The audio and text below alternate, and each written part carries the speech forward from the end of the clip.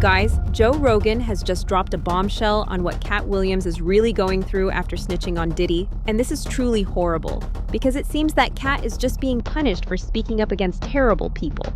Holy sh! He said what? If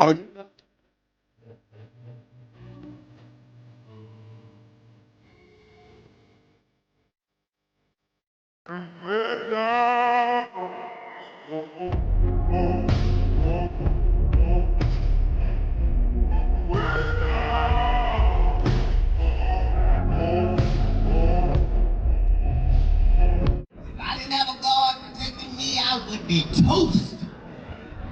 These motherfuckers hate me. I thought they were just gonna laugh it off. They did not laugh it off. Hollywood was so mad at me, I went back and watched the Shannon Sharp interview myself.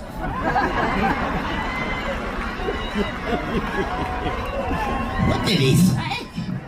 P. Diddy, 4 years. Say that again.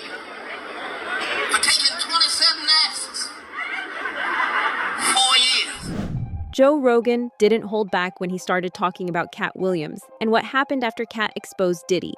Joe said he's talked to people behind the scenes, and the story is a lot darker than most folks think. According to him, whenever people try to uncover the truth around powerful figures, the information suddenly becomes impossible to find. Files get hidden, documents go missing, and anybody who speaks up gets pushed to the side. I've had conversations with people about it, and it's like, Jesus, like just trying to get the documents, like when they're trying to get the Epstein files, like the state of New York, one of the district attorneys was they were hiding documents that have forced them to give documents. I think there's so many powerful people that are on those lists. There's so many powerful people that went and partied. Air quotes, partied. And how many of them went to the Diddy parties? That's why Joe thinks Katt went through so much chaos after calling people out. He said too many powerful names were connected to those circles. Nobody wanted a comedian blowing the whistle on the wrong person, especially someone like Diddy, who always had celebrities, politicians, and industry leaders at his events. Joe said everyone knows these parties happen, but now everyone's acting like they didn't see anything. How many guys were on video saying, "Ain't no party like a Diddy party"? How many people like openly talked about being there? LeBron? Yeah, how Ashton Kutcher, all these people. Like you guys all went. You didn't see nothing? You didn't see nothing? Yeah. Donnell. Donnell went? Yeah. Did he? Of course he did. Donnell who? Trying to defend himself. Is he really? Yeah. Is he trying to defend himself right now? It's pretty funny. I got to call him up. Donnell, you got to back away from that. Isn't there a video with Kamala? She was at one of the Diddy parties? Isn't she in the background with...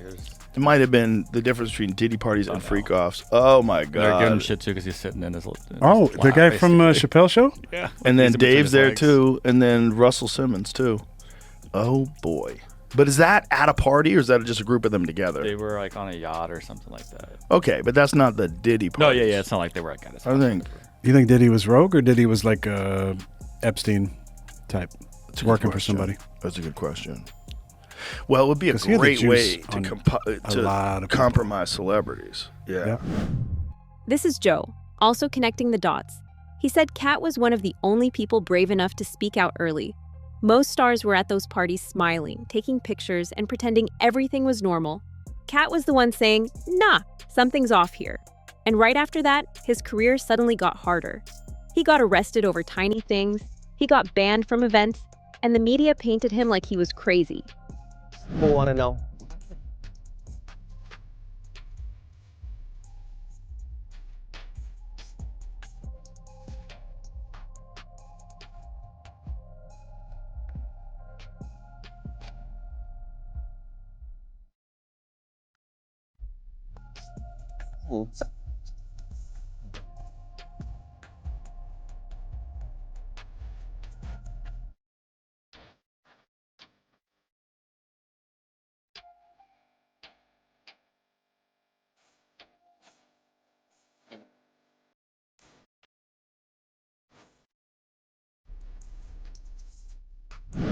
That's not an accident.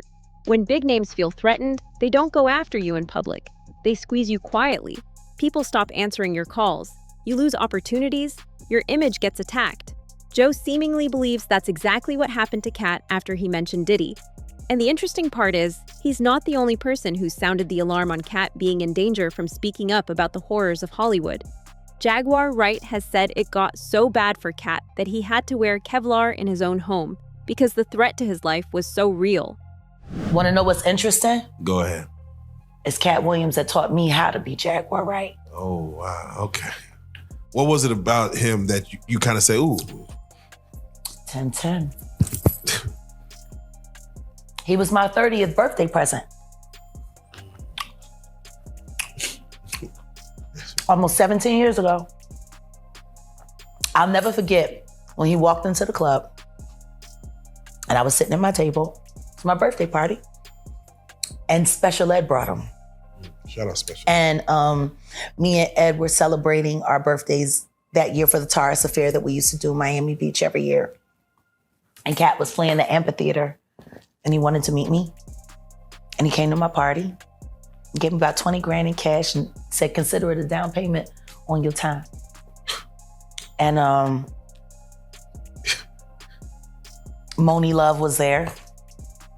Cousin Sonny was there. Imrel was outside smoking a blunt, so she missed the infamous picture with all of us together with Katt. And me and him sitting next to each other, two hats on, two cats in the hat. Yeah. And he taught me so much in 9 months. Walking away was hard, but it was when the Illuminati first started coming after him. And I'll never forget the day when they breached the house. And I left. You know, back in that moment, Katt was still wearing Kevlar to bed. To bed. And one of those figures who engaged in this culture of intimidation, she has long alleged, was Diddy. What was it about that and him at the moment where it made you want to speak your truth? He went after Comedy Central. That's what happened. The Flavor Flav roast. The moment that I knew the Snoop Dogg is sold out. That was a hurtful moment. I was always grateful to Snoop for taking Corrupt under his wing. Ricky was in a lot of trouble in Philly. If he hadn't signed a dog pen, I don't even know if he would have been alive. I've always been grateful to Snoop for that. Ricky, my brother. That's real. Man, that's real. So let me, go ahead.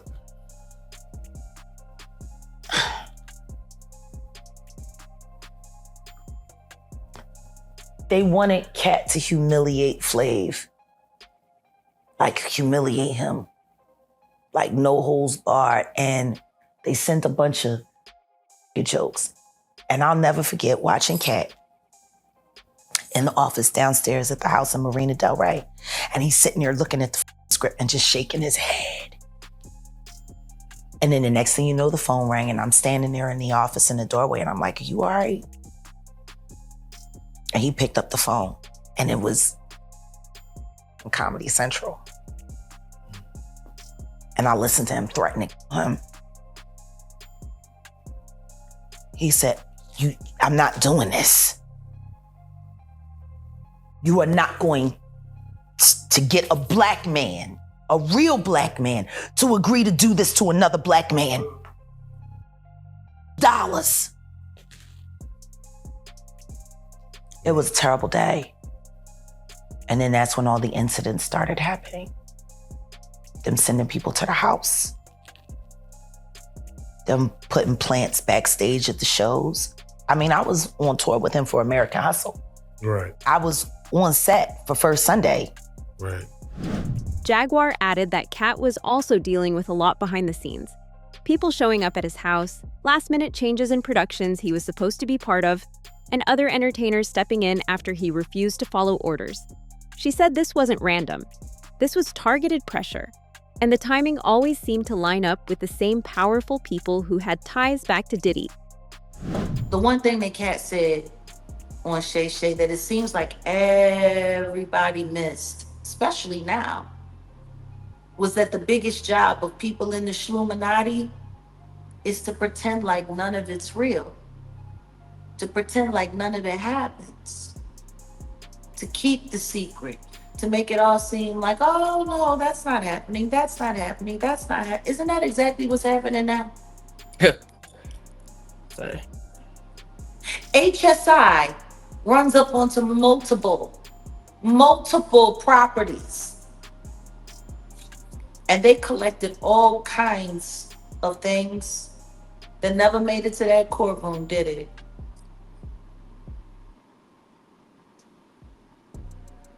Not one mention of a firearm, not one mention, even though some of the testimony said that he carried firearms. The way Kid Cudi's car, the way that whole situation happened, I mean, it was on court document. People were sitting there talking about it, and they still trying to act like that never happened. Everybody keeps trying to rewrite history. But if Katt can sit down on Shay Shay and say all the things that he said, if I can sit here on this couch and share with y'all all of the things that I've shared with y'all, if Natanya Rubin can come forward and talk about how she was powdered in the face the night that Shine was there, the night that J-Lo threw the firearm out the window, like if all of the, you know, if Gene Deal can say the things that he has said, if all of the people that can come forward and say all of these things and understand this, we ain't a group of friends. We're all not a group of friends. Right. We're all different people whose paths have crossed throughout the years for one reason or another, who have very similar information all regarding the same kinds of people. Correct? Correct. Then tell me something. How am I a liar when I say everybody know about it? See, that's the problem. Everybody's still trying to pretend like they didn't know about it. Everybody's still sitting there trying to pretend like this ain't all common knowledge. This is the part people didn't get at the time. Katt wasn't just telling jokes. He was exposing things people weren't supposed to talk about. And when Diddy's name came up, the pushback got even worse. Who gonna turn down 50 million? Now, just to protect my integrity and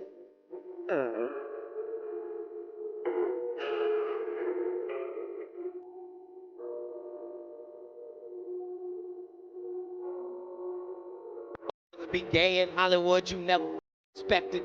They be having these big ass mansion parties, and the mansion party, the whole mansion is a party, and then it's a separate party in the little rooms. I ain't been famous that goddamn long. I'm excited in a mother to be at the mansion party. You be looking in all the goddamn rooms, and you around and look in the wrong room.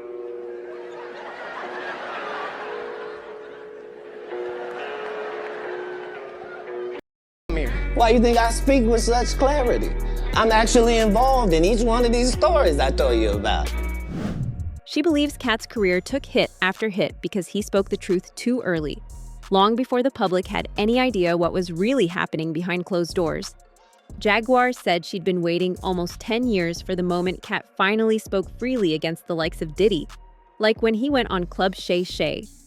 Let me ask, the moment he went on Club Shay Shay and did what he did, that's the Katt you expected? That's the moment I've been waiting for 10 years. Oh, wow. Okay. Okay. And I'm so grateful that I was there kicking in that door so he could just blow it down. Oh. That's There's an effort. I'm surprised people ain't catching on yet.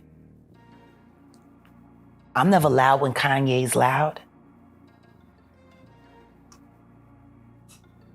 Gene Deal's never loud when I'm loud. But if we're running in tandem, somehow everything that we're saying, even though we don't speak, is always corroborating each other. No. That's I can't wait. I can't wait for everybody to find out what's really been going on in the background. It's just not yet. Are we in the era of truth now? Oh, absolutely. You know, everything that is about to happen this year is intentional, and it has been in the making for over 10 years now. I promise you this, you yet. Oh. And Ye has not had his aha moment yet. You can doubt us all, but the one thing you cannot deny, we are all Hebrew, we are all gifted, and we are all fearless. Now, speaking of Diddy, there have been some rather interesting developments surrounding him in prison. TMZ showed him working at Fort Dix like a regular inmate, not a superstar. No entourage, no special treatment, just Diddy rolling up to the chapel library job with a simple jacket and basic prison gear. He looked worn out, older, and a lot different than the version he used to show the world. They showed him pushing a TV cart down the aisle, handing out DVDs, recommending books, and helping other inmates find religious material. Diddy is the answer. He's the guy to go to because we got video of him at Fort Dix reporting for work in the library, where he is making recommendations and handing out different movies and books for his fellow inmates. I'm really fascinated just by the library But itself. you're seeing him here. This is him reporting to work, taking off his jacket, taking off his scarf, and settling in for a day on the job. It looks like a public school library. Yeah. It's This was the chapel, and this is the media library in the chapel, which is where Diddy's currently working. He's working in a Life Connections program, which is an 18-month program that helps rehab people, get them closer to spirituality, to charity groups, and with that, it will shorten his sentence. But in this media library, he helps inmates with religious material, rent out movies, that kind of stuff. You see him pushing a really cart interesting with a TV on it. Yeah, I mean, he was in the laundry room when he first got there. Yeah, so this got to be his first This assignment. got to be a promotion. Yeah. It feels like a promotion. It feels like maybe he tried the lunchroom and put in a request for something different. Yeah, it does I mean, believe he is a it does media sound like mogul. he used maybe possibly some connections to get a better job. But the weird part is that he looked almost comfortable, smiling, calm, like none of this was real, almost as if he expects to get out soon. However, he may just have to wait for that because there has now been a new development in Diddy's ongoing legal situation. And this one is getting a lot of attention. Diddy is currently serving time after being found guilty of violating the Mann Act. A music producer who previously filed a civil lawsuit has now gone to authorities and filed an official police report about an incident he says happened in Los Angeles in 2020. This is separate from his other claims involving an encounter in Santa Monica in 2021, where he said he was confronted and called a snitch. But here's what we know. The new allegations of sexual assault against Sean Diddy Combs come from a music producer who went to police in Florida, but the alleged crimes happened in Los Angeles. Jonathan Hay is his name. That's the person who filed the complaint, and he's one of the John Does that filed a civil lawsuit against Combs in July. The first alleged incident was in September of 2020 in L.A. Hay alleging that Combs performed sex acts in front of him and asked for oral sex. In a second incident, in 2021, Hay claims that C.J. Wallace, the son of the rapper Notorious B.I.G., took him to a location where two men put something over his head, he says, before Combs forced himself on Hay several times. Combs is currently serving out a sentence in Fort Dix, New Jersey, following his conviction earlier this year on two prostitution-related charges. Combs' representatives have not yet responded to this lawsuit. The producer is also involved in a separate dispute with C.J., the son of the late Biggie Smalls. CJ has responded by filing a counterclaim, saying this producer is making false allegations because they chose not to work with him on music projects. As with any police report, investigators are required to look into it. But it does not mean the claim has been proven. At this stage, authorities are simply reviewing the information. Jonathan Hay, however, has long alleged a pattern of SA at the hands of Diddy. I could still see like the floor and stuff under my eyes. They pushed me back into this room, and like there's this like ottoman. I fall in the back of the chair, and then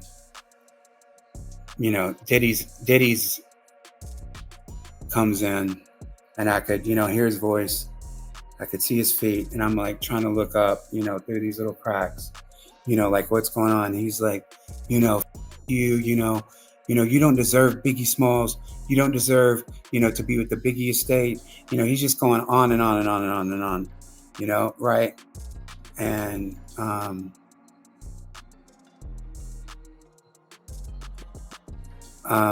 like sitting there like tripped out because I was in a home invasion, 2 years prior to that. Right. And next thing you know, Diddy is like putting his in my mouth, and I'm like, he's grabbing my head, and he's like grabbing the back of my head and like my face type shit.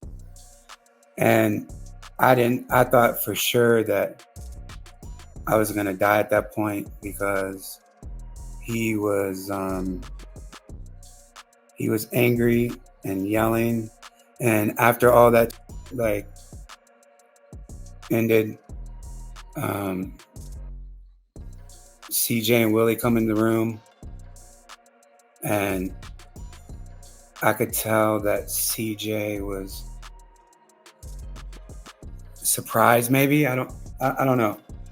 But he obviously set it up, and then he was like, bro, just smoke this blunt. And like, I just had Diddy's doing his share a blunt, right? Like, I was like, bro, I just want to go. I want to go. And they drive me back to my hotel, and that was it. That was the last that I saw them. One attorney who called into TMZ Live said that many people waited years before speaking publicly due to Diddy's influence in the industry, but others argue it's too early to make any judgment. Right now, everything remains in the hands of investigators and the legal system. We'll have to wait and see whether this new claim leads to charges, gets dismissed, or moves forward in court. For now, though, he has more pressing issues, namely with 50 Cent also dropping a big bomb on him. Netflix has officially released the synopsis and teaser for 50's upcoming documentary series, The Reckoning, which focuses on Diddy's rise, his influence on the music industry, and the legal battles that later surrounded him.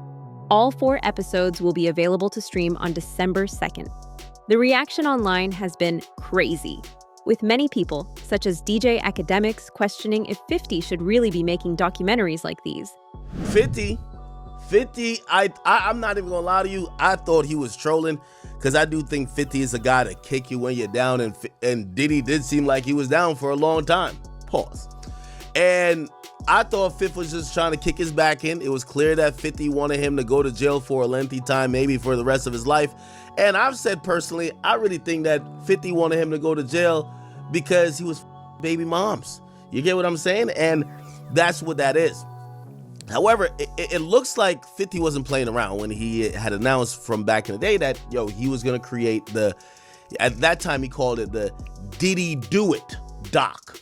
And he said he was going to do it, and, oh pun intended, he said he was going to do the doc and put it out with Netflix, and it appears that he wasn't capping. Netflix has actually put out a press release. Variety and other outlets picked it up, and they have announced that there is a release date, December 2nd, which is the Netflix documentary series from the executive producer, Curtis 50 Cent Jackson, and it is called Sean Combs' The Reckoning. It's going to only be on Netflix, and yes, 50 is the executive producer. Now, I'm going to be honest with you. This is a huge power move by 50. Now, I love 50, so we're not going to get into certain stuff, but 50 doesn't have the cleanest history. Sometimes I feel like when they go for these type of docs, the Surviving R. Kellys, they go for the most woke person to present the doc because you kind of need somebody to soapbox. With all due respect, I'm not saying 50 had freak-offs and shit like that, but 50 is 50 Cent, bro. You know what I mean? It's like 50 Cent isn't the most model human being. Not saying he's been accused or he does stuff that Diddy does, but 50 is 50. The series covers Diddy's entire career, from his early days building bad boy records and shaping artists like the Notorious Big and Danity Kane, to the wave of lawsuits and criminal convictions that eventually brought his career to a halt. Who do you think we could see in this documentary? Are you expecting to see any shock names? Let us know in the comments below. That'll do it for this video, folks. Thanks for watching.